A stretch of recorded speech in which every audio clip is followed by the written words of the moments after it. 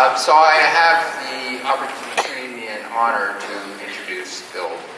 Of course, he's best known for two things. As the co-founder, CEO, and chair of Microsoft for many, many years. And then starting with the Gates Foundation, but then teaming with his wife, Melinda Gates, focusing his attention, most of his attention, on the Bill and Melinda Gates Foundation. So Bill was born and raised in Seattle, and he had a very supportive mom and dad. So Bill Gates Sr.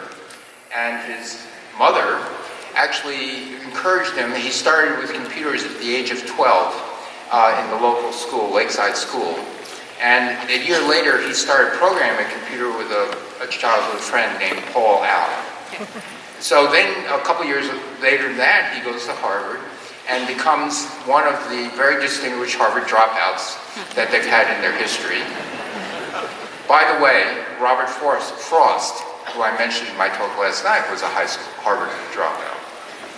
And so he started Microsoft with Paul Allen at the age of 20. And in '94, he started the William H. Gates Foundation, and so is it the junior or the senior? I don't know. I forgot to ask him. Probably the senior, but it doesn't matter. And 3 years later, the Gates Library. And in 2010, it became the Bill and Melinda Gates Foundation. And to date, they've spent over $53 billion. And I shouldn't say spent, I should say invested that money. Starting with global health, and also strengthening public education in the United States. But since then, branching out more broadly, now beginning to include energy and climate in terms of energy poverty, climate mitigation and adaptation, and gender inequality.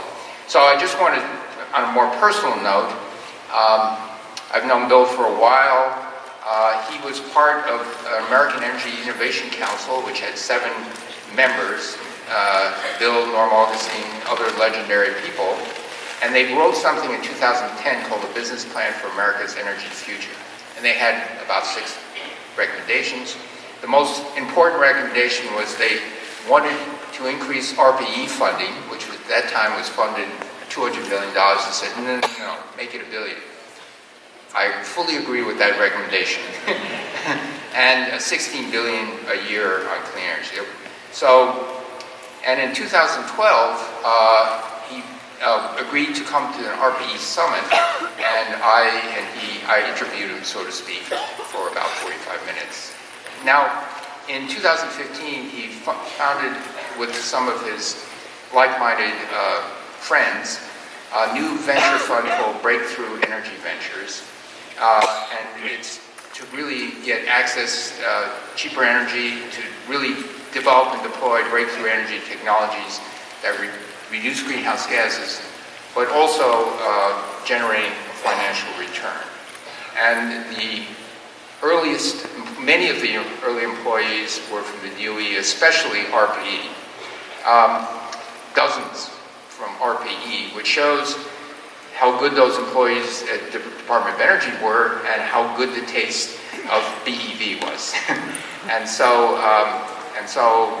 I just want to close by saying I've long admired Bill for a number of reasons, but mostly for his commitment to changing the world for the better, and for his really insatiable and wide-ranging intellect that I've gotten to know. So with that, Peggy, do you come out? Bill comes out. Great. See how unscripted I am. Anyway, so with that, I give you Bill Gates.